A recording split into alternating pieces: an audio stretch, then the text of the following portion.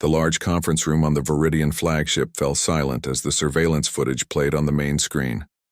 12 different alien species, all members of the Galactic Confederation, watched with growing unease.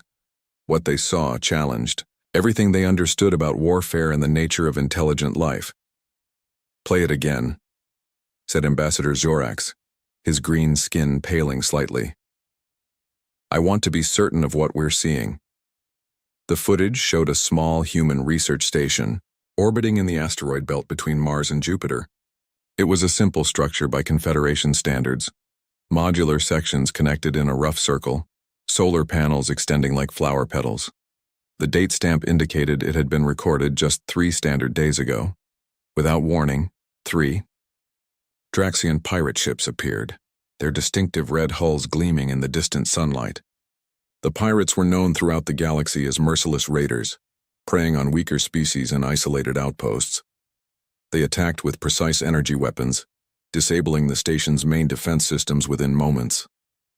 "Standard Draxian tactics," commented military advisor Krell. "Nothing unexpected so far." The next sequence caused several Confederation members to shift uncomfortably in their seats. Instead of surrendering as any rational beings would when faced with overwhelming force, the humans fought back. Captain William Hayes appeared on the station's communication channel. His face showed no fear, just grim determination. "All personnel, battle stations, this is not a drill. Implement Protocol Sierra." The Confederation observers watched as the seemingly outmatched humans launched into action. Security teams moved with surprising speed, donning simple pressure suits and gathering weapons. "Their technology is so primitive," whispered Science Officer Mila. "Those weapons are just metal projectiles propelled by chemical explosions. They cannot possibly expect to defeat energy shields." Yet the humans did something unexpected. When the first Draxian boarding party cut through an airlock, Lieutenant Samantha Rodriguez and her security team didn't directly engage them. Instead, they deliberately vented atmosphere from adjacent sections, creating powerful air currents that threw the Draxians off balance in the zero-gravity environment. "Clever," noted tactical expert Dren grudgingly. "They're using their environment as a weapon." The footage continued. In engineering, Chief Engineer Gary Powell worked frantically, rerouting power systems while explaining his plan to the others. "If we can overload the electromagnetic pulse generators and trigger them simultaneously, we might disable their ship systems temporarily." "But that will damage our own systems too," protested his assistant. Powell nodded grimly. "Better damaged than dead." Ambassador Zorax paused the recording. "Note this behavior. The humans willingly damage their own technology as a tactical choice. No Confederation species would consider such a trade-off." The footage resumed. Outside the station, a small maintenance craft piloted by Flight Officer Lisa Chen approached one of the Draxian ships from its blind spot. The tiny vessel was never designed for combat, but Chen maneuvered it with extraordinary precision. "What is she doing?" asked one of the younger Confederation observers. "That craft has no weapons." They soon had their answer. Chen positioned her vessel near the Draxian ship's main sensor array and released a cloud of metallic particles, simple maintenance materials repurposed as a weapon. The particles adhered to the sensors, effectively blinding the pirate vessel. In another section of the station, Dr. Frank Morris, the lead researcher, was hurriedly downloading the station's scientific data while instructing his team. "Get to the escape pods. Take the backup drives. If we're captured, remember, give them outdated information. Make them think our technology is even more primitive than it is." The footage shifted to show the station's medical bay, where Dr. Helen Ward treated the wounded while the battle raged. When a section near her position was breached, she calmly moved her patients to safety, using her own body as a shield against debris. "Their disregard for personal safety defies logical analysis," commented psychologist Shintar. "They prioritize group survival over individual survival." The most disturbing footage came next. Station Security Chief John Bennett led a direct boarding action against the smallest Draxian vessel. Armed with their primitive weapons and wearing only basic pressure suits, 6 humans managed to fight their way onto the alien ship. Impossible, muttered several observers simultaneously, but it wasn't impossible. The humans moved with coordination that suggested extensive training for scenarios they had never actually experienced. They used hand signals when radio communication might be detected. They employed simple mechanical traps rather than detectable, electronic ones. When they encountered Draxian resistance, they didn't retreat despite taking casualties. Officer Bennett was struck by an energy blast that severely burned his arm, yet he continued leading his team, applying a simple medical patch and pressing forward. The final moments of the recording showed the humans gaining control of the Draxian vessel's bridge. Rather than killing the pirate captain, Bennett offered terms. Withdraw your remaining ships and we let your crew live. Continue this fight, and none of you will survive. The Draxian captain, clearly shocked by the turn of events, agreed. Ambassador. Jorek stopped the recording. The conference room remained silent for several moments as the implications sank in. This changes our assessment, he finally said. We classified humans as Category 3, primitive beings suitable for eventual resource harvesting. This was clearly an error. Military Advisor Krell nodded slowly. They lack our technology, but their tactical thinking is unsettling. They improvise, adapt sacrifice. They continue fighting when our probability models would indicate surrender as the only logical choice. Most concerning, added psychologist Chintar, is their apparent lack of fear. No, that's not quite right. They feel fear. Their biological signs indicate it. But they act despite their fear. Ambassador Jorax stood up, his tall frame casting a long shadow across the room. We must revise our first contact protocols immediately. If this is how humans respond to a small pirate raid, imagine their response to any perceived threat from the Confederation. The implications hung heavy in the air. The Galactic Confederation had encountered many species across the stars, but none quite like these humans. And this was just one small outpost, whispered Science Officer Mila. There are billions of them on their home planet. The recording had shown only a minor skirmish, but it was enough to send a clear message. Humans were not to be underestimated. The real horror for the watching aliens was not what they had seen, but what it suggested about human potential, if fully mobilized for war. Contact Earth's United Nations immediately, ordered Ambassador Zorax. We need to accelerate diplomatic relations. These humans must be allies, not enemies. 3 days after the attack on the research station, the Galactic Confederation observation post orbiting Jupiter received an urgent transmission from their homeworld. Ambassador Zorax studied the message with growing concern before addressing the crew gathered in the command center.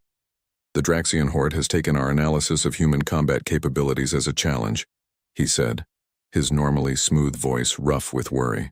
They are planning a larger attack on the human lunar colony. Their high commander believes the previous encounter was merely luck. Science Officer Mila shook her head, causing her sensory tendrils to wave gently. That is a dangerous miscalculation. What we observed was not luck. It was adaptability. The observation post's long-range sensors detected the Draxian fleet 2 hours later. 7 warships, considerably larger than the pirate vessels from the previous attack, moved into position near Earth's moon. Their red hulls gleamed against the blackness of space as they approached the lunar colony, home to over 5,000 humans. Military Advisor Krell activated the post's advanced surveillance systems. We will record everything. The Council must see the humans' response. On the lunar surface, alarms blared throughout the domed habitats. Colonel Alan Foster of the Lunar Defense Force received the first alert.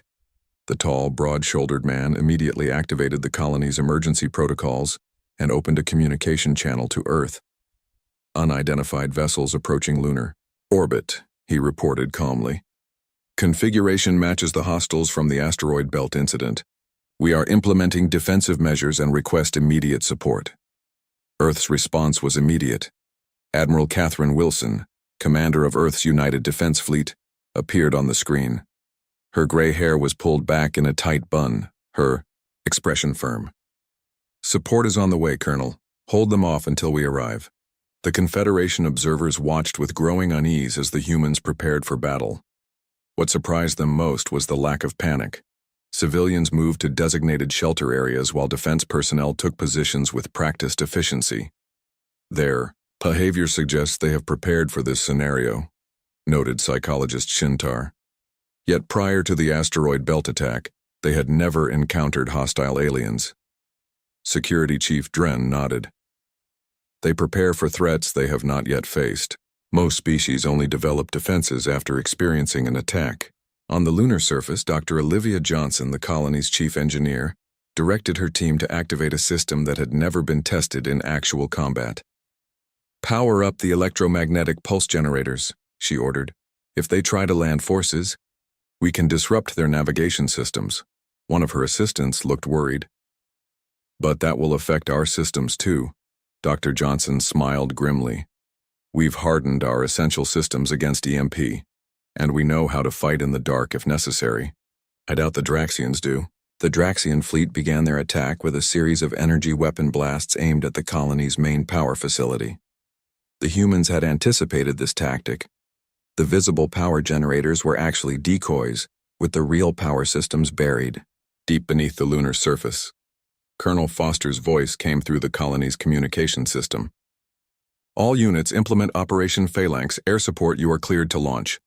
The Confederation observers watched in astonishment as hidden hangar doors opened across the lunar surface. Small fighter craft emerged, their designs unlike anything the aliens had seen before.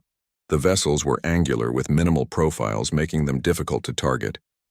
"Those craft do not match any known human design in our records," said Ambassador Zorax. "They must have been developing them in secret." Lieutenant Greg Martinez led the first squadron of fighters. His voice was calm as he addressed his pilots. "Remember your training. They have better weapons, but we have better pilots. Use the moon's low gravity to your advantage." The human fighters executed maneuvers that seemed to defy physics, using the moon's cratered surface as cover and emerging to fire quick bursts from their railguns before disappearing again. The Draxian ships, designed for space combat, struggled to track the nimble human vessels in the chaotic environment close to the lunar surface. When one Draxian ship descended too low in pursuit, Dr. Johnson triggered the EMP generators. The pulse disabled the alien vessel's navigation systems, causing it to crash into a crater. From Earth, Admiral Wilson's defense fleet approached. It was a hastily assembled collection of military vessels and retrofitted civilian ships. By Confederation standards, it should have been no match for the Draxian warships, but the aliens were beginning to learn that human standards were different. "All ships, this is Admiral Wilson. Remember your training and stick to the plan. The Draxians have better technology, but we have surprise on our side. They don't know what we've been preparing." The Earth fleet split into 3 groups as they approached the moon. The largest group engaged the Draxian fleet directly, while a smaller, faster group circled behind to attack from the rear. The third group, consisting of the smallest vessels, remained in reserve. "A classic pincer movement," commented military advisor Krell. "Basic but effective." When the battle was fully joined, the humans revealed their surprise. The small reserve vessels launched what appeared to be simple metal containers toward the Draxian ships. The containers attached to the hulls and then released clouds of nanobots, tiny machines that began eating through the alien vessel's sensor. "Arrays and weapons systems, nanoscale warfare," whispered Science Officer Mila. "We thought they were decades away from such technology." Captain Samantha Rodriguez commanded one of Earth's largest vessels. When her ship took a direct hit that damaged the bridge, she remained at her post despite a serious injury to her arm. "Keep firing," she ordered her crew. "We need to hold them until the nanobots do their job." The Draxian commander, realizing his force was in danger of being defeated, ordered his remaining ships to target the lunar colony directly. If they couldn't win, they would at least cause massive civilian casualties. Colonel Foster saw the threat immediately. Without hesitation, he ordered the colony's last line of defense activated, a prototype energy shield that covered the main habitat domes. The power requirements were enormous, forcing the colony to shut down all other systems. In the darkness of the powered-down colony, Medical officer Dr. Richard Wells continued performing surgery on an injured defender, working by the light of chemical lamps and relying on manual instruments when the electronic ones failed. Almost like field medicine in the old days, he commented to his assistant as they worked. My grandfather was a combat medic. He taught me to be ready for anything.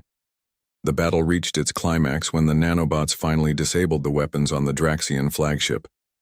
Admiral Wilson offered terms of surrender, which the Draxian commander grudgingly accepted. In the Confederation observation post, Ambassador Jorax watched the conclusion of the battle with a mixture of relief and deep concern. "The Council must see this immediately," he said. "We must reevaluate everything we thought we knew about humans." "What troubles you most, Ambassador?" asked psychologist Shintar. Jorax gestured toward the view screen where Admiral Wilson's fleet was securing the captured Draxian vessels. Not just their victory against superior technology, but how they achieved it. They combined ancient tactics with innovative technology. They prepared for threats they had never encountered. And most disturbing of all, he paused, they fight harder when protecting others than when protecting themselves. News of the lunar battle spread quickly through the Galactic Confederation. The Emergency Council meeting on the Confederation homeworld drew representatives from all 12 member species. Ambassador Jorax presented the battle footage with commentary from his observation team. When the presentation ended, High Counselor Vexna, the eldest of the Arcturian species, broke the stunned silence. "In all my 300 cycles, I have never witnessed such disturbing combat behavior. The humans should not have won either engagement," said Defense Minister Kroll. "Their technology is primitive compared to Draxian weaponry, yet they prevailed, twice." Tactical analyst Pell brought up a holographic display showing human battle formations. They use strategies developed for their ancient ocean warfare. They adapt old ideas to new environments instead of developing proper space combat doctrine. Ambassador Jorax nodded. "And that is precisely why they are dangerous. They think differently than we do. They do not follow expected patterns." While the Confederation Council debated, the Draxian horde was planning its revenge. High Commander Krex addressed his war council aboard their massive flagship. His red scales flushed darker with anger as he spoke. "Twice we have been humiliated by these primitive beings," he growled. "No more testing, no more small engagements. We will launch a full attack on their homeworld. The humans will learn what it means to challenge the Draxian horde." On Earth, the United Nations Security Council convened an emergency session. Admiral Catherine Wilson presented her analysis of the two battles against the Draxians. President Stephen Clark listened carefully before addressing the gathered representatives. "We've won 2 battles, but this is not over," he said firmly. "Our intelligence suggests the Draxians are preparing a much larger attack. We need to be ready." Defense Minister Patricia Wong stood up. "We've been preparing for this possibility since first contact with the Viridians last year. Operation Guardian is ready to implement." In orbit around Earth, civilian space stations were quickly converted to military use. Engineers worked around the clock to install weapon systems that had been designed years earlier, but never deployed.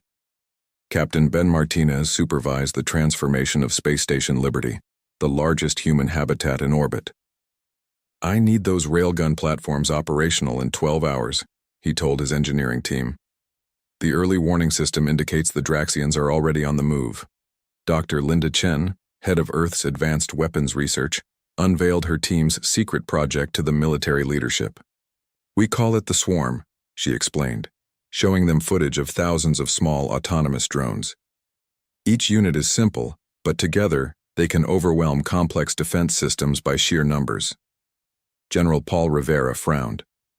"Have they been tested?" Dr. Chen shook her head. "Not in actual combat, but the simulations are promising." "Good enough," said General Rivera. "Get them ready for deployment." The Confederation observation post detected the approaching Draxian fleet 3 days later. Ambassador Jorax immediately sent warning to the Council. 23 warships detected. This is no longer a border skirmish. This is an invasion force. Psychologist Shintar looked troubled. "Should we warn the humans?" Military advisor Krell shook his head. Our directive is clear. We observe only. We must not interfere. But Ambassador Zorax had been studying human behavior. I believe they already know. He was right. Earth's early warning system, a network of stealth satellites extending to the edge of the solar system, had detected the Draxian fleet. Admiral Wilson addressed the combined Earth Defense Forces from her command center beneath the Pacific Ocean. This is what we've been preparing for, she said, her voice calm and determined. The Draxians believe their superior technology guarantees victory. They're wrong. What they have in technology will match with ingenuity and determination. Colonel Steve Jackson led the first line of defense, a fleet of seemingly unarmed transport vessels positioned in the path of the approaching Draxians. When the alien fleet came within range, the transports deployed their cargo, thousands of space mines disguised as debris. The Draxian advance guard hit the minefield first. Explosions rippled across the front of their formation, disabling 3 ships and damaging several others. The main fleet slowed, giving Earth's defenders precious time. Captain Maria Alvarez commanded the stealth vessel Shadow. Her mission was to get close enough to the Draxian flagship to deploy Dr. Chen's swarm. As her ship slipped between the massive alien vessels, she spoke quietly to her nervous crew. Steady, everyone. We've trained for this. They can't see us if we maintain our current speed and trajectory. In the Confederation observation post, the aliens watched with growing disbelief. Science Officer Mila pointed to her sensor readings. The humans have developed functional stealth technology. They're using sensor-absorbing materials we thought were beyond their metallurgical capabilities. The battle escalated quickly. Earth's main defense fleet engaged the Draxians in Jupiter's orbit. The human vessels were outnumbered and outgunned, but they used the gas giant's powerful gravity and radiation belts to their advantage. Fighter squadrons led by Major Eric Powell drew Draxian ships into tight pursuit courses that brought them dangerously close to Jupiter's atmosphere. Pull up at the last possible second, Major Powell instructed his pilots. Their ships are heavier than ours. They can't pull out of the dive as quickly. 3 Draxian cruisers were lost to Jupiter's crushing gravity before they changed tactics. Meanwhile, Captain Alvarez's Shadow had reached its target. Deploy the swarm, she ordered. Thousands of small drones poured from her ship's cargo bay, heading toward the Draxian flagship. Each drone was barely larger than a human hand, but carried a small explosive charge and sophisticated targeting systems. The Draxians, used to defending against large weapons, were unprepared for this form of attack. Their point defense systems were overwhelmed by the sheer number of tiny targets. The drones penetrated the flagship's outer defenses and targeted its sensor arrays, weapon systems, and engine controls. High Commander Krex roared in anger as his bridge displays went dark. What is happening? Some kind of small attack drones, reported his second-in-command. They're everywhere. Our systems are failing. In the Confederation observation post, the aliens watched the innovative attack with a mixture of horror and fascination. Military advisor Krell shook his head in disbelief. They're using a biological model for warfare, he said. Like insect swarms from their planet. No civilized species would consider such a tactic. It's primitive. Yet effective, noted Ambassador Zorax. The tide of battle turned as the crippled Draxian flagship lost coordination with the rest of the fleet. Admiral Wilson seized the opportunity, ordering her reserve forces into action. The Earth fleet executed a complex maneuver, encircling a portion of the disorganized Draxian forces and forcing their surrender. High Commander Krex, seeing his invasion, plan collapsing, ordered the remaining ships to target Earth directly. If we cannot conquer them, we will make them suffer. But Earth had one final layer of defense. As the Draxian ships approached, a network of ground-based energy weapons activated. The system, hidden beneath what appeared to be ordinary astronomical observatories, fired precisely targeted energy beams at the approaching vessels. In his command bunker, Defense Minister Wong watched the system perform exactly as designed. Checkmate, she said quietly. In the Confederation observation post, Ambassador Zorax turned to his colleagues. "We have grossly underestimated these humans," he said solemnly. "They are not just fighting for survival. They are fighting for each other, and that makes them more dangerous than we ever imagined." The aftermath of the failed Draxian invasion brought a tense quiet to the solar system. Earth's defense forces remained on high alert as they secured captured alien vessels and tended to the wounded. In orbit, repair crews worked to fix damaged stations and ships. On the ground, people celebrated their victory, but government and military leaders knew the danger was far from over. At the Confederation observation post, Ambassador Zorax prepared a detailed report for the Council. The data they had gathered during the battle was unlike anything in Confederation records. Military advisor Krell reviewed the footage again, focusing on specific human tactics. They used deception constantly, he noted. Fake retreats, false targets, hidden weapons. No honorable species fights this way. Science officer Mila disagreed. It's not about honor for them. It's about survival and protecting each other. Psychologist Shintar had been studying human communications intercepted during the battle. "Listen to this," she said, playing a recording of radio chatter between fighter pilots. "My engines are hit. I'm losing power," said one pilot, his voice strained but controlled. "Hang on, Joe. I'm coming to get you," responded another pilot immediately. "Negative, Sam. Too risky. Complete the mission." "Not leaving you out here, buddy." "Squadron, cover me. I'm going in." Shintar stopped the recording. This pattern repeats throughout their communications. They risk mission success to save individuals. It defies rational combat logic. On Earth, Admiral Wilson met with her command staff to assess the situation. The room was filled with tired but determined officers. Maps and tactical displays covered the walls, showing the positions of remaining Draxian forces and Earth's defenses. "The invasion has been repelled, but we're not safe yet," she said. 17 Draxian ships escaped. Intelligence suggests they're regrouping at a base beyond Neptune. Colonel Jack Rivera, head of military intelligence, brought up new satellite images. "We've identified unusual energy signatures. They appear to be calling for reinforcements." Admiral Wilson's expression hardened.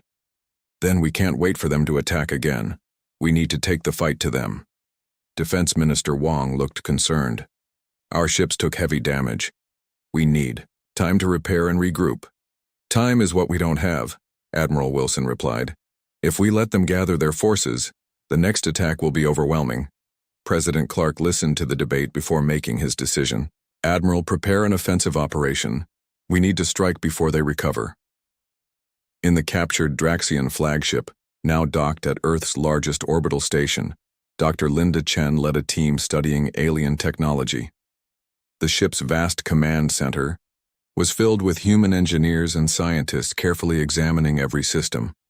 "Their weapons are at least 50 years ahead of ours," Dr. Chen reported to General Scott Baker. "But their computer systems are vulnerable to certain types of electronic attacks. They never developed proper security protocols." General Baker nodded. "Can we use that?" "Absolutely," Dr. Chen replied, her eyes bright with excitement despite her exhaustion. "We're developing a virus that can disable their navigation systems. If we can deploy it before they launch another attack." Dr. Chen's assistant, Alex Ward, looked up from a console. "We've cracked their communication codes. We can listen to everything they say and they won't know it." In their hidden base beyond Neptune, the Draxian survivors licked their wounds. Sub-Commander Vrak, now in charge after High Commander Krex's capture, addressed his captains. "Our forces are coming," he assured them. 3 battle fleets will arrive within 7 rotations. Then we will crush these humans and avenge our defeat. What the Draxians didn't know was that every word was being monitored by Earth's intelligence services. Colonel Rivera played the intercepted communications for the military council. 7 rotations gives us about 10 days, he explained. Not much time to prepare. Captain Maria Alvarez, whose stealth ship had played a crucial role in the previous battle, proposed a daring plan. "We don't need to wait for their reinforcements to arrive. My ship can deliver a small strike team to their base. We can deploy Dr. Chen's virus directly into their communication network." Admiral Wilson considered the plan. "It's risky, If you're detected, there's no chance of rescue that far out. Captain Alvarez stood tall. We understand the risks, Admiral. We volunteer.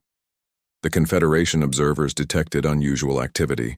As Earth prepared its counterstrike, Ambassador Zorax watched with growing alarm as a single human vessel slipped away from Earth's defensive perimeter and headed toward the outer solar system. They're not waiting to be attacked again. He realized. They're taking the offensive.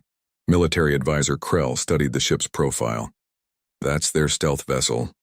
A single ship against the remaining Draxian force? That's suicide. Perhaps, said Ambassador Zorax. Or perhaps it's something we don't understand yet. The shadow moved through space like a ghost, its advanced stealth systems hiding it from Draxian sensors. Captain Alvarez and her crew maintained strict silence as they approached the enemy base. With her was a small team of specialists led by Lieutenant Peter Russell, an expert in electronic warfare. We'll have one chance at this, Lieutenant Russell told his team as they prepared their equipment. Once we deploy the virus, we'll have 3 minutes to get back to the ship before they detect us. The Draxian base, constructed from the remains of several damaged ships, orbited a small moon. Security was minimal.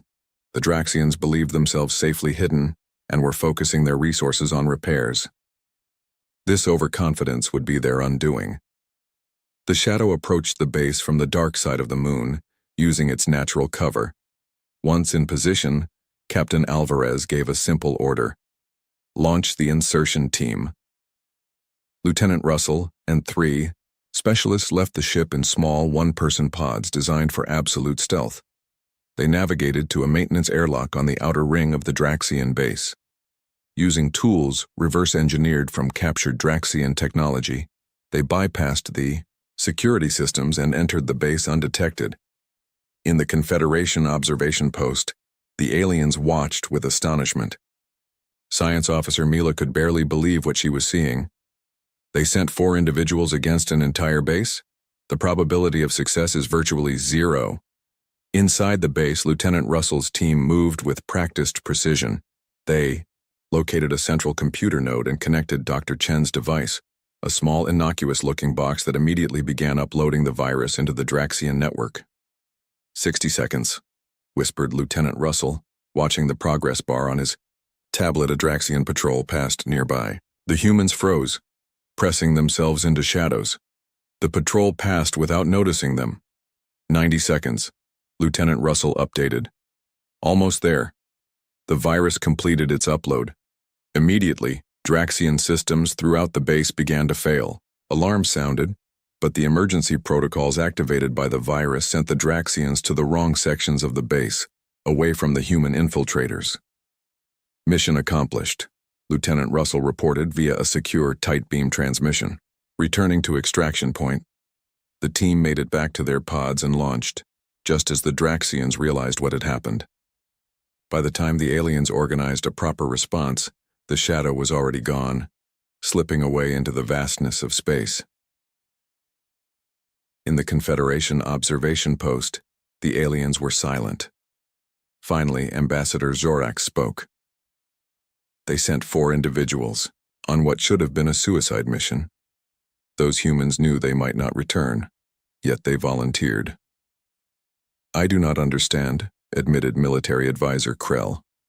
That, said Ambassador Zorax, is exactly what makes them so dangerous. The virus deployed by Lieutenant Russell's team spread through the Draxian communication network with devastating efficiency. Not only did it cripple the systems at their base beyond Neptune, but it also transmitted false information to the approaching reinforcement fleets. The Draxian battle groups received coordinates that would scatter them across the solar system, making them easy targets for Earth's defense forces. In Earth's military headquarters, Admiral Wilson watched the data feeds. With grim satisfaction, the virus is working. Their fleet is splitting up just as we planned. President Clark studied the tactical display. How long until they realize they've been tricked? A few hours at most, replied Colonel Rivera. But by then it will be too late. We'll be waiting for them. Earth's fleet, bolstered with technology salvaged from captured Draxian vessels, moved into position. Ships that had been damaged in the previous battle were back in service, many with improvised repairs and hastily integrated alien weapons. Captain Ben Martinez, now commanding a hybrid vessel with both human and Draxian technology, addressed his nervous crew. This ship might be a bit of a patchwork, but so is every great innovation in human history. We adapt, we improve, we survive. The first Draxian battle group arrived at the coordinates provided by the virus, expecting to rendezvous with their comrades. Instead, they found Earth's main battle fleet waiting for them. Before they could regroup or retreat, the human ships opened fire with weapons the Draxians didn't expect them to have. Captain Susan Lee commanded the lead attack group. All ships, concentrate fire on their command vessels. Use the new targeting. Data. Their shields are weakest at the junction points. The Draxian ships, confused by the precise attacks targeting vulnerabilities they thought were unknown to humans, attempted to retreat, but the virus had also affected their navigation systems. Several ships collided in the chaos. In the Confederation observation post, the aliens watched the battle unfold with growing concern. Military advisor Krell paced nervously. This is unprecedented. The humans should not have this level of knowledge about Draxian technology. They learn quickly, observed Ambassador Zorax. Too quickly, Science Officer Mila analyzed the battle data. They're not just using Draxian technology, they're improving it. Look here. She pointed to a human ship firing what appeared to be a modified version of a Draxian energy weapon. They've increased the efficiency by 23%. The second and third Draxian battle groups arrived at different points in the solar system, each falling into separate traps. Some encountered minefields placed along their approach vectors. Others faced smaller, faster human attack squadrons that struck quickly and then retreated, drawing the aliens into pursuit courses that led directly into prepared ambushes. Major Eric Powell led one such squadron near the rings of Saturn. Just like we practiced, he told his pilots. Hit and run. Draw them into the ring plane, then break off. The mines will do the rest. The Draxian ships, larger and less maneuverable than the human fighters, struggled to navigate the treacherous environment of ice particles and hidden explosives. 3 cruisers were destroyed before the others recognized the trap. Back on Earth, Dr. Linda Chen monitored the effectiveness of the virus. It's starting to degrade, she reported.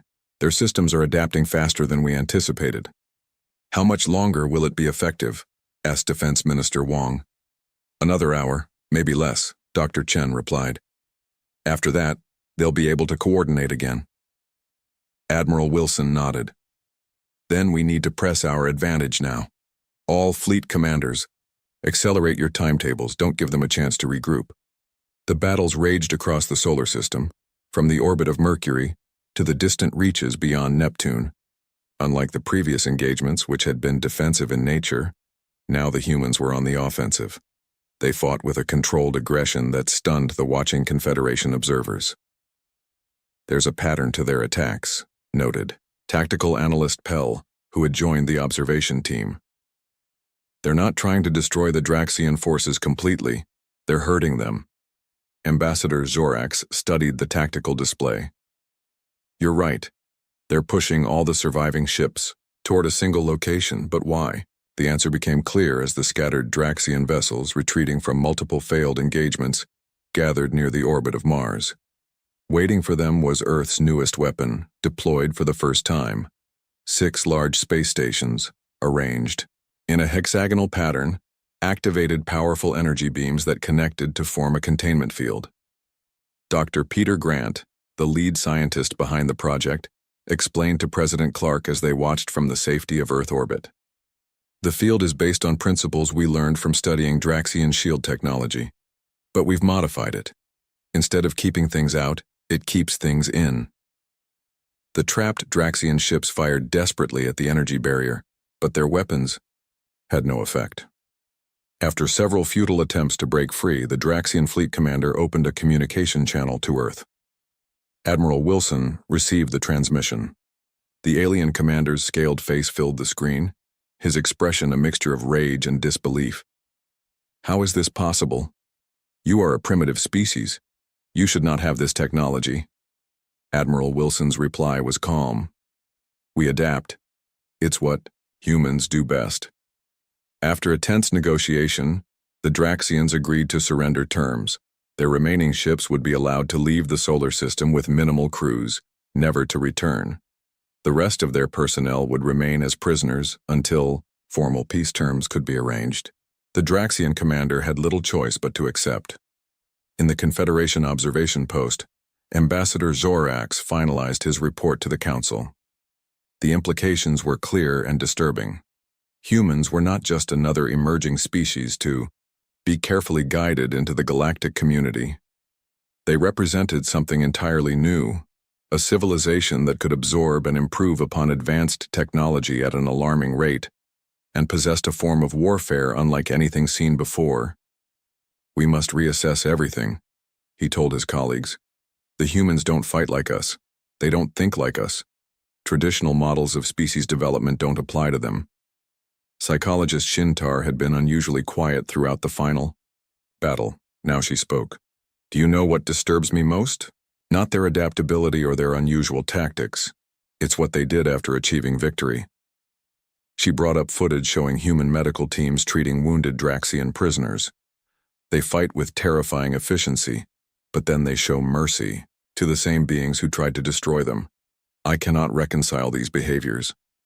Military advisor Krell nodded slowly. That is precisely what makes them dangerous. As Earth celebrated its victory, Admiral Wilson stood alone in her office looking out at the night sky. The stars seemed different now, knowing what was out there. President Clark found her there and joined her at the window. We've won, he said. Earth is safe. Admiral Wilson shook her head slightly. For now. But we've revealed ourselves to the galaxy. The Draxians won't be the last aliens we encounter. Are you concerned? She turned to face him. No, I'm hopeful. We've proven something important today. What's that? That humanity belongs among the stars. Not because we're peaceful or perfect, but because we're survivors. We adapt, we learn, and when necessary, we fight. Unknown to either of them, Ambassador Zorax had come to the same conclusion. His final recommendation to the Confederation Council was simple and direct. Do not engage humans in warfare. Offer them membership instead. Better to have these terrifying warriors as allies than as enemies. Captain Veltar pressed his 4 hands against the cold metal of his ship's control panel. The lights flickered above him, casting strange shadows across his mantis-like face. His compound eyes reflected the red warning lights that flashed throughout, the bridge of the celestial dawn. How much time do we have left? He asked his engineer, a small blue creature named Zix who was working frantically at her station. Maybe 6 hours, Captain. The life support systems are failing fast. The oxygen levels are dropping and I cannot fix the main power core. It is too damaged. Veltar looked around at his crew. They were all scientists, not soldiers.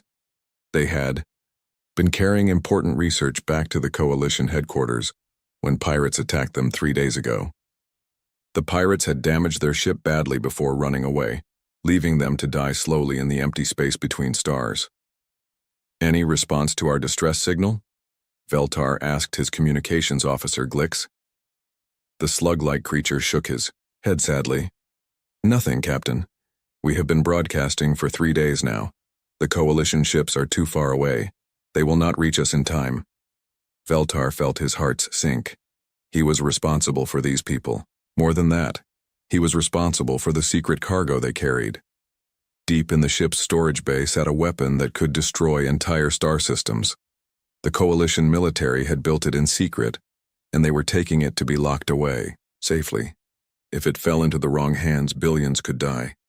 Captain, Glick said quietly, there is one option we have not tried. What do you mean? Glix's tentacles moved nervously. The Sol system is only 2 days away. We could send a distress signal to the humans. The bridge went silent. Everyone knew about the humans. They were the violent species that the Coalition had banned from joining galactic civilization. The stories about them were terrible. They came from a death world where everything tried to kill them, and it had made them into killers themselves. The humans are quarantined for good reason, Veltar said. They are dangerous. They cannot be trusted. But Captain, Zix spoke up, they are our only hope. No one else can reach us in time. Veltar remembered the official reports about first contact with humans. A diplomatic meeting had gone wrong, and somehow the humans had destroyed an entire space station. The coalition had decided that humans were too violent to be allowed to join galactic society. They had been locked away in their own star system for 50 years. The humans might just take our ship and kill us all, Veltar said. We are going to die anyway, Glix replied. At least this way. We have a chance. Veltar looked at his dying crew. Zix was already showing signs of oxygen poisoning. Her blue skin was turning gray. 2 other crew members had collapsed at their stations. He had to make a choice. Do it, he said finally. Send the signal to the humans. Glix worked quickly at his station. What should I tell them? Just our location, and that we need help. Do not tell them who we are or what we carry. The message was simple. Ship in distress. Life support failing. Need immediate rescue. Veltar watched as Glix sent it toward the Sol system. Then they waited. Hours passed. The air grew thinner. More crew members collapsed. Veltar began to think they would die before anyone could reach them. Then Glix suddenly sat up straight. Captain, I am getting a response. From the coalition? No, sir. From a human ship. They say they are coming to help us. Veltar felt a mix of relief and terror. Help was coming, but it was coming from the most dangerous species in the galaxy. How long until they arrive? They say 4 hours. 4 hours. That is impossible. No ship can travel that fast. But Glix checked his instruments again. Captain, I am detecting a ship approaching. It is moving at incredible speed. It should tear itself apart, but somehow it is not. Veltar stared at the scanner display. A single ship was racing toward them through space at a speed that defied everything he knew about physics. The humans were coming, and they were coming fast. What kind of ship is it? He asked. The signature is unlike anything in our databases. It is heavily armed, Captain. Very heavily armed. Veltar closed his eyes. He had called for help from the most violent species in the galaxy, and now they were coming. A human warship was racing toward them, and he had no idea what the humans would want in return for their help. Prepare the crew, he said quietly. We are about to meet the Deathworlders. The next few hours passed slowly. The human ship, which identified itself as the Iron Resolve, arrived exactly when they said it would. Veltar watched through the viewport as the massive vessel approached. It was dark gray and covered in weapons. It looked like it was built for war, not rescue. They are requesting permission to dock, Glix reported.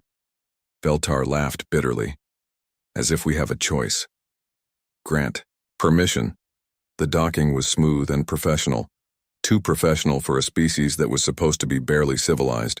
Veltar heard the airlock cycle and then heavy footsteps in the corridor outside the bridge. The door opened, and the humans entered. They were tall and moved like predators. Their leader was a female with short dark hair and scars on her face. She wore armor that made her look like a mechanical monster. Behind her came more humans, all armed, all watching everything with sharp eyes. I am Lieutenant Colonel Amy Brooks, the female said. Her voice was calm but somehow threatening. We received your distress call. We are here to help. Veltar tried to stand straight despite his fear. I am Captain Veltar. Thank you for coming. My crew is dying. We know, Brooks said.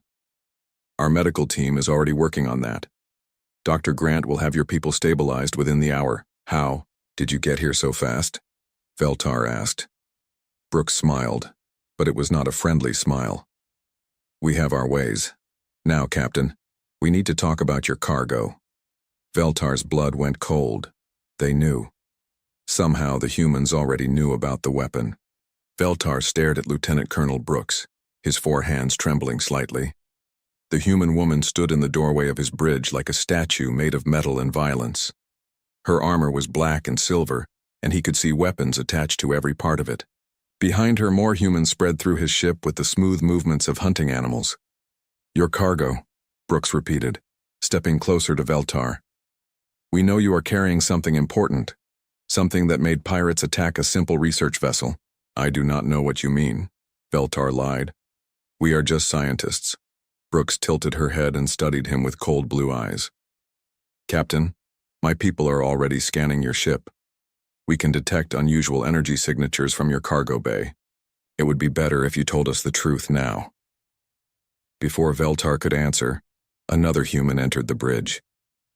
This one was smaller than Brooks, with kind eyes and gentle movements.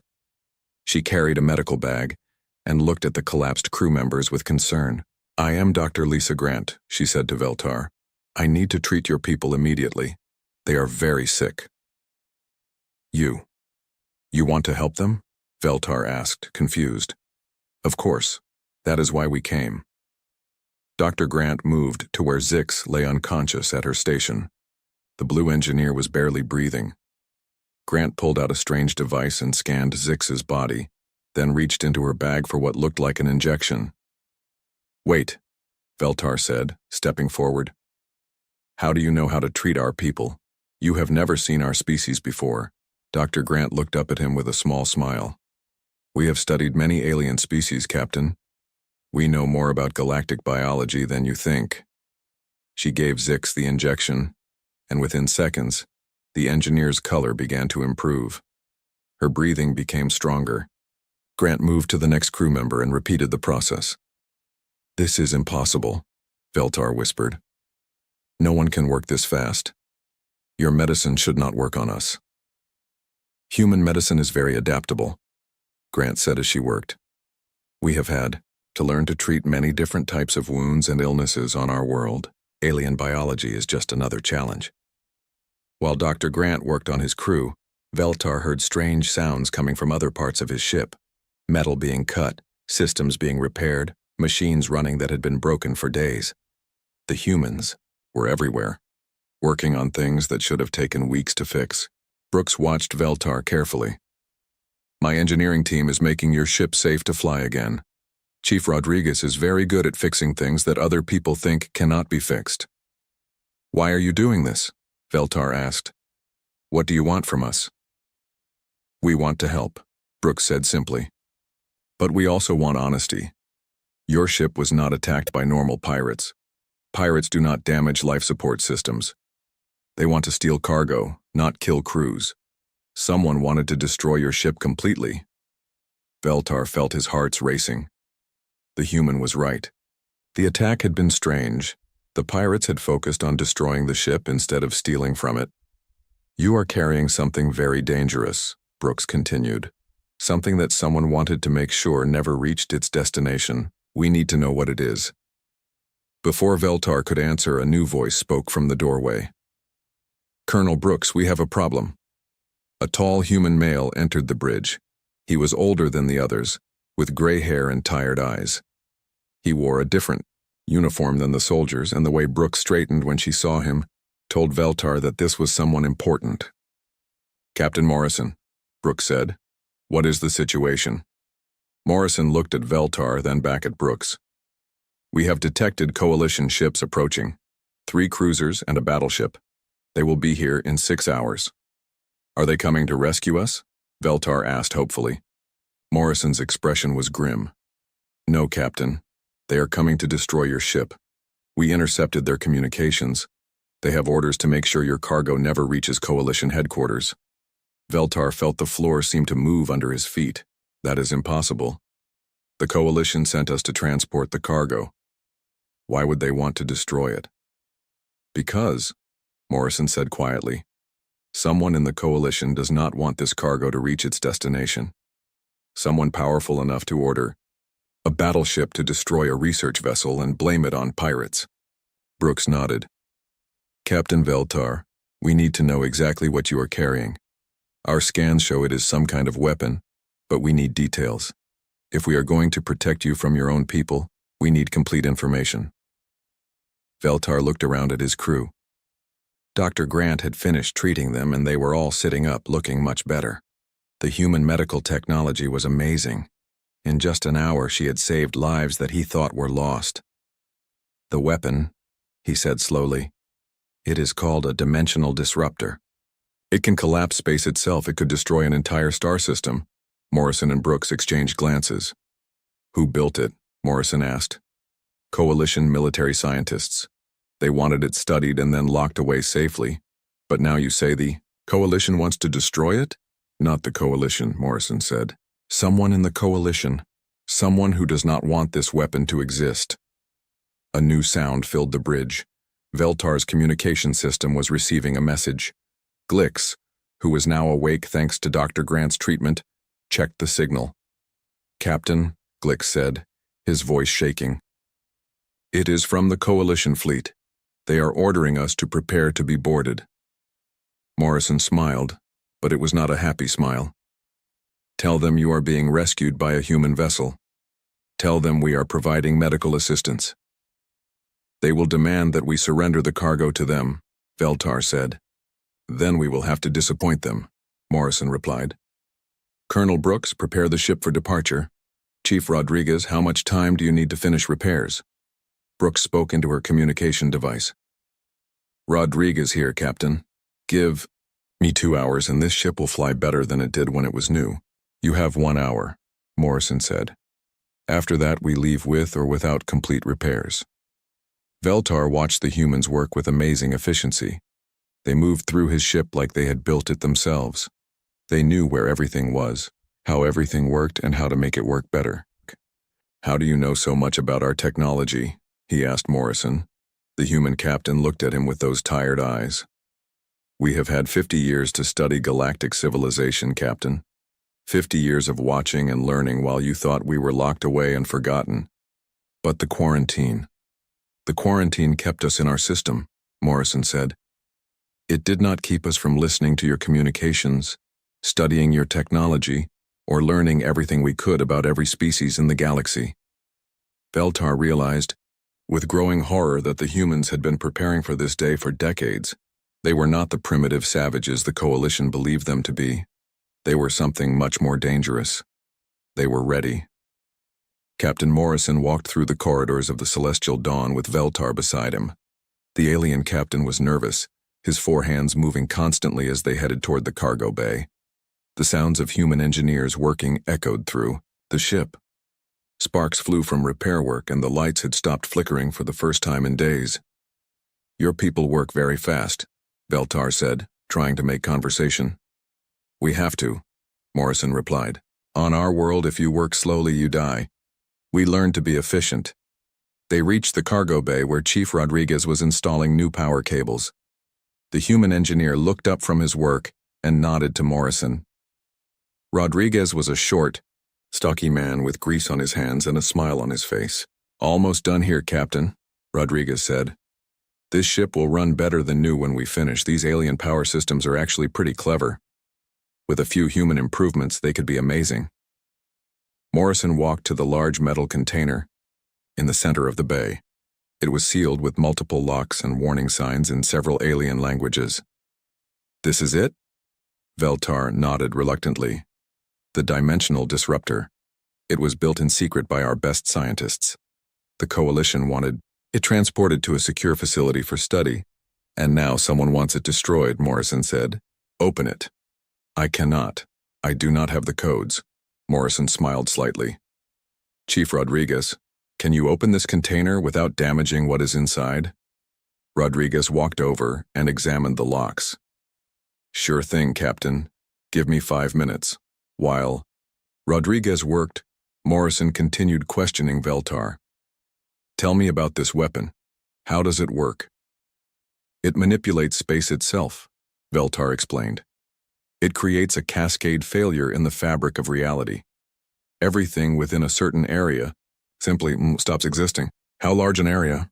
The scientists said it could destroy everything within a star system, maybe more. Rodriguez finished with the locks and stepped back. All yours, Captain. Morrison opened the container. Inside was a device about the size of a small table. It was made of silver metal and covered in strange symbols.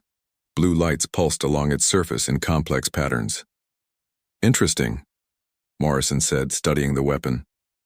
Dr. White, please come to the cargo bay. A few minutes later, a woman in a white lab coat arrived. Dr. Karen White was tall and thin, with short blonde hair and sharp green eyes. She looked at the weapon with the same expression she might use to examine an interesting rock. What do you think, Doctor? Morrison asked. Dr. White walked around the device, scanning it with a handheld instrument. Elegantly designed, she said finally, but fundamentally flawed. Veltar stared at her. Flawed? This weapon could destroy star systems. Once, Dr. White said, still examining the device. It could fire once, maybe twice if you were lucky.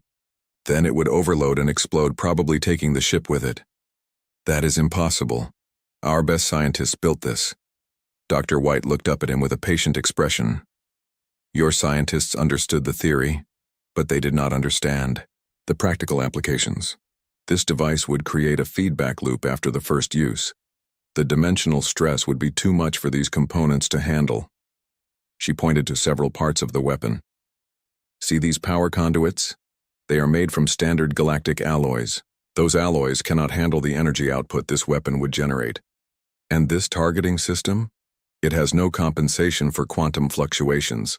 The weapon would tear itself apart trying to maintain a stable dimensional breach. Veltar felt sick. You are saying the weapon would kill us if we tried to use it? Almost certainly, Dr. White confirmed. It is a doomsday device that would doom its operators first. Morrison nodded as if he had expected this. Doctor, could this weapon be fixed? Oh, easily, Dr. White said casually. Replace the power conduits with quantum-stable materials, add proper quantum compensation to the targeting system, and install better cooling systems to handle the energy output.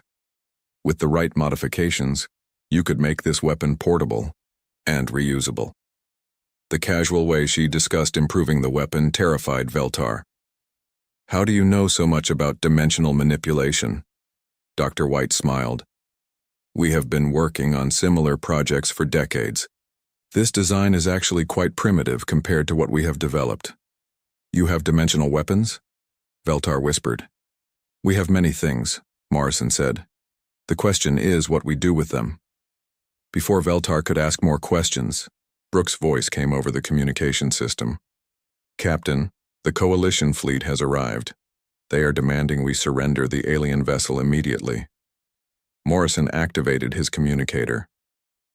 Tell them we are providing humanitarian assistance. We will transfer the rescued crew to them when medical treatment is complete. They say they want to board the alien ship to inspect the cargo. Tell them the cargo was damaged in the pirate attack. There is nothing left to inspect. Veltar looked at Morrison with confusion. But the weapon is right here. Is it? Morrison asked. He nodded to Dr. White, who began disconnecting components from the weapon. Dr. White, how long to completely disassemble this device?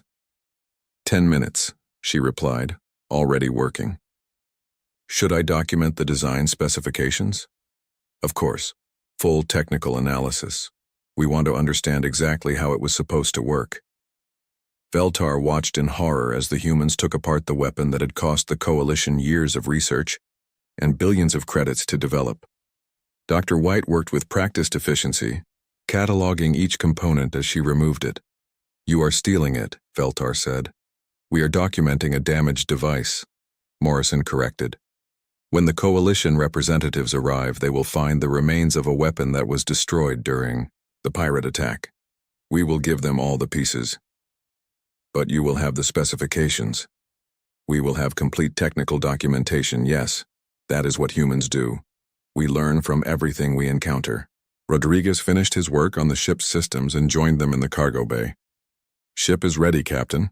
New power core installed, life support upgraded, and engines running at 120% of original capacity. 120%? Veltar asked.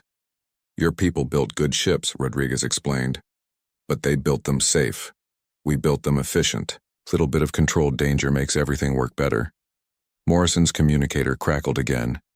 Captain, Admiral Kethamore is demanding to speak with you directly. Put him through. The voice that came through the communicator was deep and angry. "Human vessel, this is Admiral Kethmore of the Coalition Navy. You are interfering with Coalition business. Withdraw immediately." "Admiral," Morrison replied calmly, "we responded to a distress call. We have provided medical assistance and emergency repairs. We are prepared to transfer the rescued crew to your vessels. We demand to inspect the cargo." "There is no cargo, Admiral, only the debris of equipment damaged during the pirate attack." There was a long pause. "You will allow us to board your vessel." Morrison looked at Brooks, who had just entered the cargo bay. She shook her head slightly. "I am afraid that is not possible," Morrison said. "Human vessels are sovereign territory. However, you are welcome to inspect the rescued ship once we transfer it to your custody. This is your final warning, human. Withdraw or face the consequences." Morrison looked around at his crew. Dr. White had finished disassembling the weapon and was packing the components into storage containers. Rodriguez was grinning like he was enjoying himself. Brooks was checking her weapons. "Admiral," Morrison said into the communicator, "we will complete our humanitarian mission and then withdraw. The rescued crew and their repaired vessel will be transferred to you within the hour." He turned off the communicator and looked at Veltar. "Captain, you have a choice to make. You can go with the Coalition fleet and report that your cargo was destroyed in the pirate attack. Or you can come with us and see what humans do with dimensional weapons." Veltar stared at him. "What are you offering?" "Truth," Morrison said simply. "The truth about what happened to your ship, who really ordered the attack, and why someone in the Coalition wanted this weapon destroyed. And if I stay with the Coalition, then you will probably die in an unfortunate accident within a few days. Someone wanted this weapon gone badly enough to sacrifice a research ship. They will not want witnesses." Veltar looked at his crew, who were listening to the conversation with growing fear. They had trusted the Coalition their entire lives, but now humans were telling them that their own government wanted them dead. "I need time to think," Veltar said. "You have 30 minutes, Morrison replied. "Then we leave, with or without you." Veltar made his choice. 25 minutes later, he stood in the docking bay of the Iron Resolve with his entire crew. They had decided to trust the humans, though none of them could explain why. Perhaps it was because the humans had saved their lives when their own people wanted them dead. The Iron Resolve was unlike any ship Veltar had ever seen. The corridors were wide and built for war. Weapons were mounted at every intersection. The crew moved with military precision, but they were not cruel. Several humans had offered food and water to the alien refugees. Captain Morrison led them to a conference room with a large table and comfortable chairs. The walls were covered with screens showing star maps and tactical displays. Veltar noticed that the screens showed Coalition fleet positions that should have been classified information. "Please sit," Morrison said, gesturing to the chairs. "We have much to discuss." Before anyone could sit down, the ship's communication system activated. "Captain Morrison, Admiral Kethmore is requesting permission to come aboard." Morrison smiled. "Of course, full diplomatic honors." Veltar was confused. "You are going to let him board your ship?" "Why not? He is welcome to visit." 20 minutes later, Admiral Kethmore entered the conference room. He was a Zenthari, tall and proud, with purple skin and 6 arms. His uniform was covered with medals, and he carried himself like a being who had never been defeated in battle. Behind him came 2 guards in full combat armor. "Captain Morrison," the Admiral said in his deep voice, "I demand you return the stolen Coalition property immediately." Morrison stood up and gestured to a chair. "Admiral, please sit. Would you like some coffee? It is a human drink. Quite good." Kethmore remained standing. "I am not here for refreshments. Return the dimensional weapon." "I am afraid I do not know what you mean," Morrison said calmly. "We found no weapons on the damaged research vessel, only some broken equipment that was destroyed in the pirate attack." "You lie. Our sensors detected the weapon's energy signature." Morrison poured himself a cup of coffee from a pot on the table. "Sensors can be wrong, Admiral. Perhaps you detected the ship's damaged power core. Dr. White found it quite interesting." Dr. White looked up from her tablet. The power core was fascinating, very advanced design. I learned quite a lot from studying it before it finally collapsed. Admiral Kethmore's 6 arms twitched with anger. Captain Morrison, do not play games with me. The Coalition Navy has surrounded your ship. You cannot escape. Morrison walked to the large window and looked out at the Coalition fleet. Veltar counted 12 ships, including the massive battleship that served as the Admiral's flagship. The Iron Resolve was surrounded completely.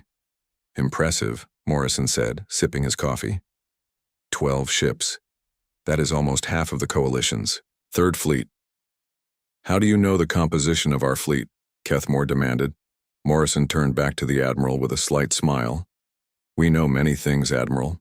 For example, we know that your flagship, the Righteous Victory, has a structural weakness in its port engine section. A single missile in the right place would disable the entire ship. Kethmore stepped forward angrily. Are you threatening me? Not at all. I am simply making conversation. We also know that the cruiser Silent Thunder has faulty shield generators. They will fail after taking moderate damage. The destroyer Fast Strike has ammunition problems. Half their missiles will not fire properly. The Admiral's purple skin grew darker with rage. How could you possibly know these things? Morrison sat down at the table and gestured again for the Admiral to join him. This time, Kethmore sat down, but his guards remained standing. Admiral, Morrison said, how long do you think we have been watching you? Watching us? Dr. White looked up from her tablet again.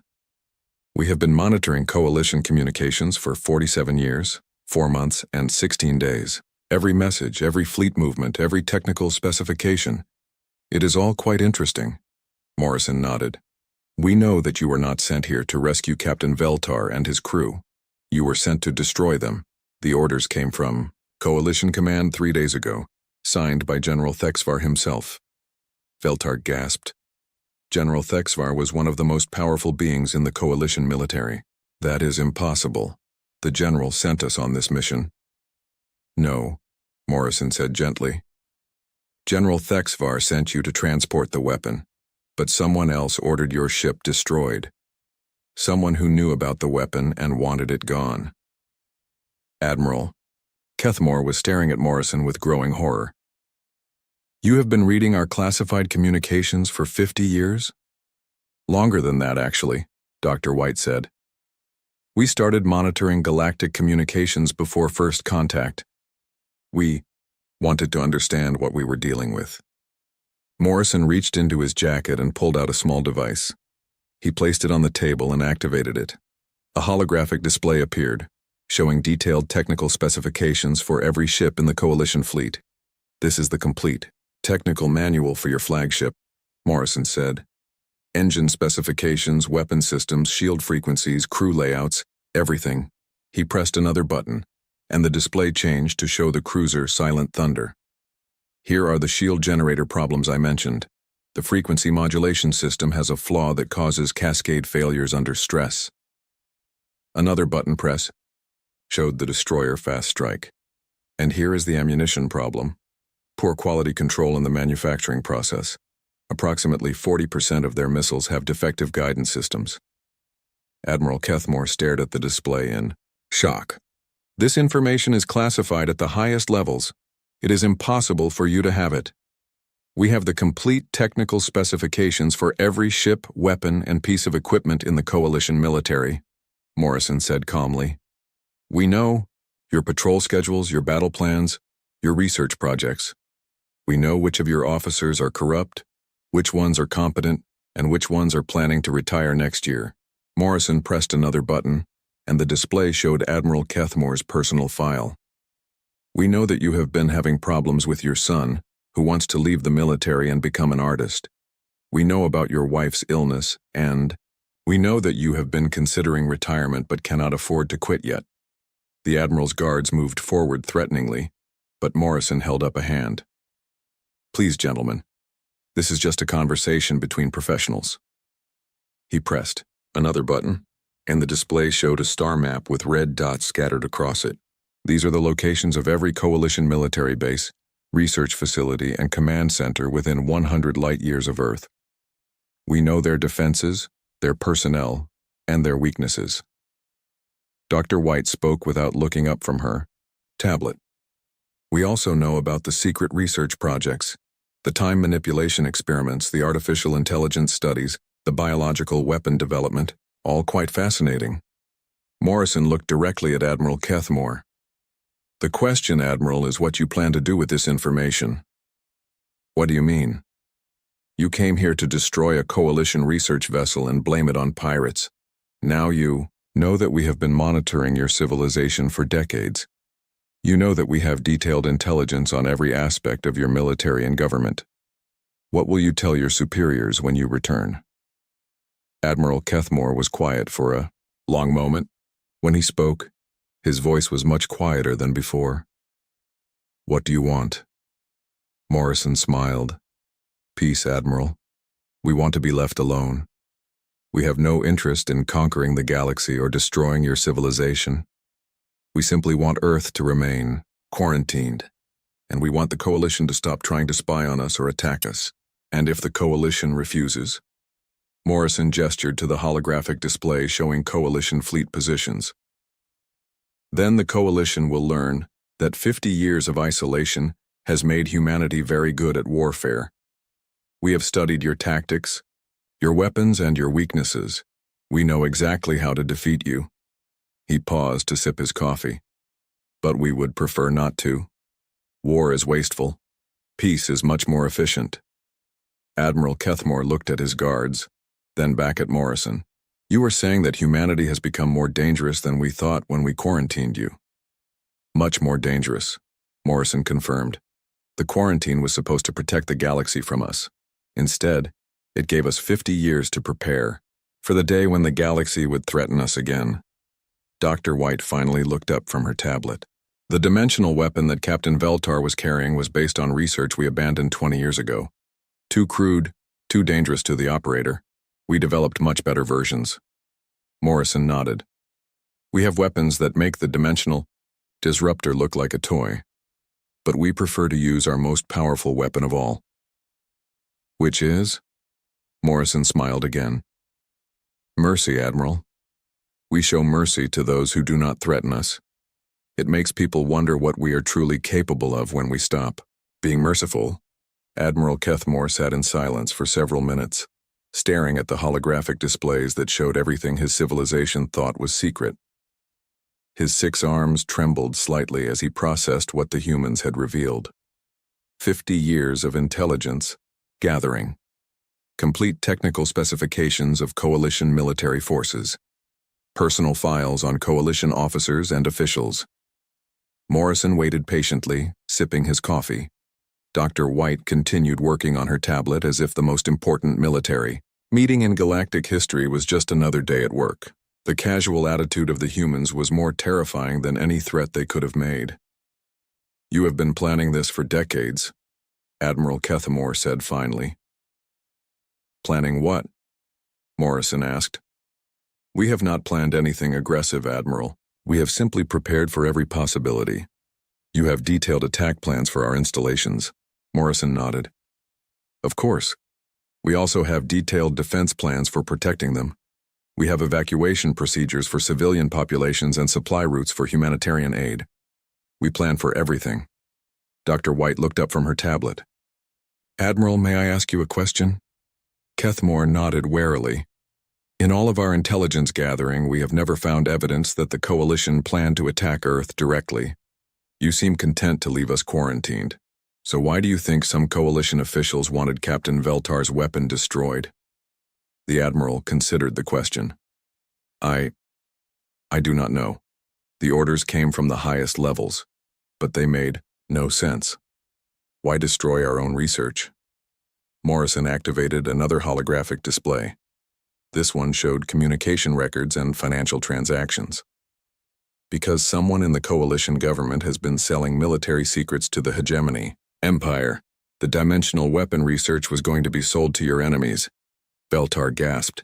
The hegemony empire was the Coalition's greatest rival, a militaristic civilization that had been at war with the Coalition for over a century. That is impossible, Admiral Kethmore said. Our security is perfect. Admiral, Dr. White said gently, we have been reading your communications for 50 years.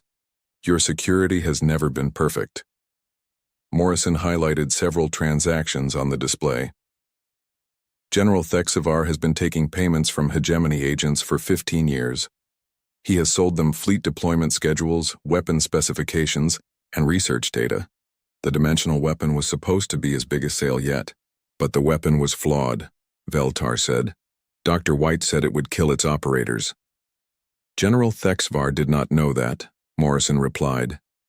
He thought he was selling a functional superweapon. When our intelligence indicated that someone was planning to steal the weapon during transport, the general decided it would be safer to destroy it and blame pirates. Admiral Kethmore stared at the evidence displayed before him. Financial records, communication intercepts, meeting schedules. Everything was documented with the precision that only decades of surveillance could provide. Why are you telling me this? He asked. Because, Morrison said, we prefer stable neighbors. A coalition government full of traitors and spies is bad for everyone. When we return Captain Veltar and his crew to you, they will have complete evidence of General Thexivar's treason. You can clean your own house. And what do you get in return? Morrison smiled. Continued isolation. The coalition will announce that the dimensional weapon research was a failure and that the project has been cancelled. You will officially forget that humans have advanced technology. You will continue to treat us as primitive death worlders who are safely locked away in their own system. But we know the truth now.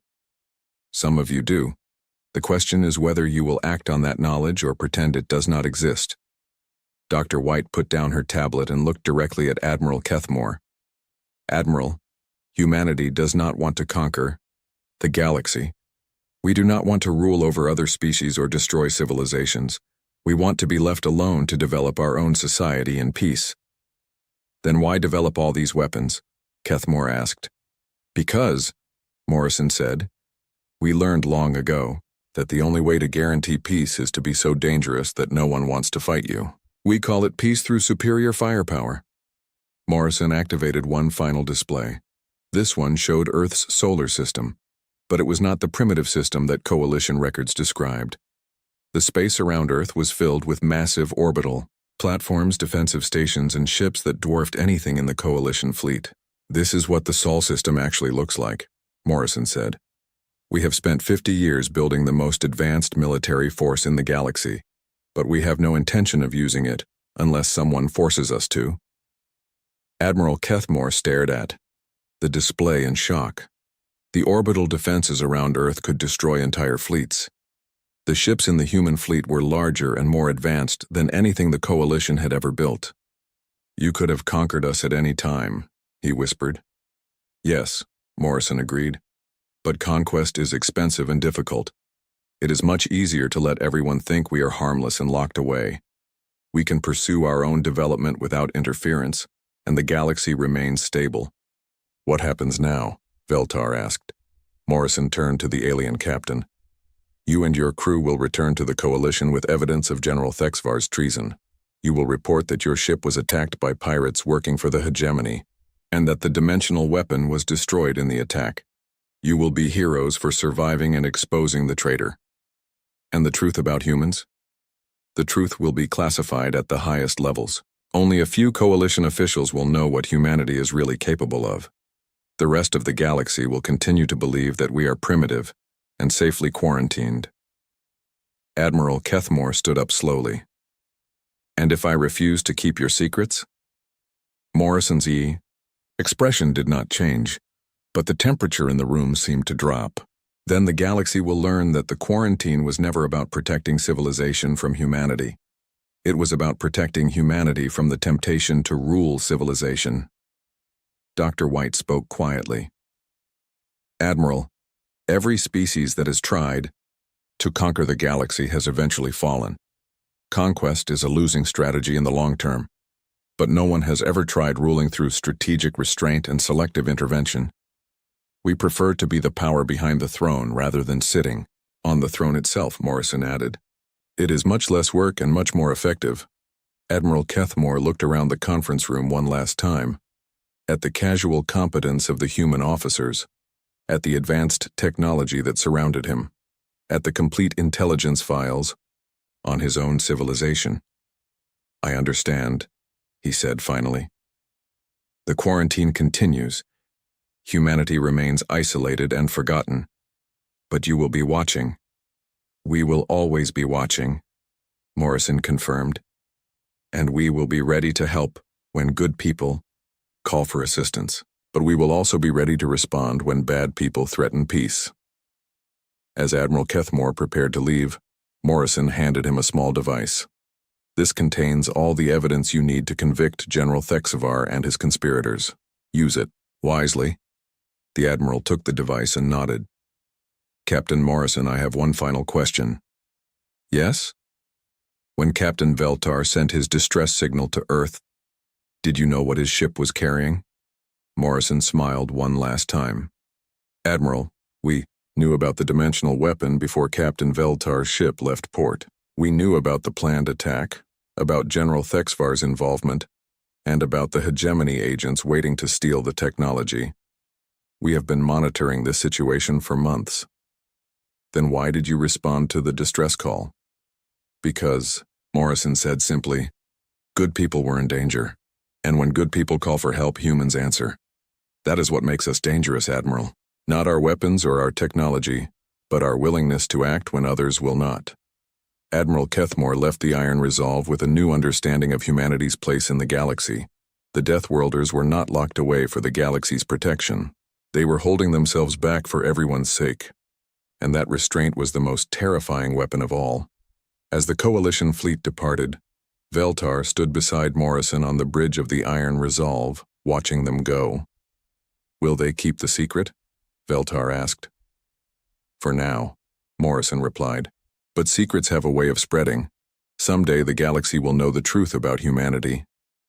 And when that day comes," Morrison looked out at the stars with tired eyes. "When that day comes, we will find out if 50 years of preparation was enough."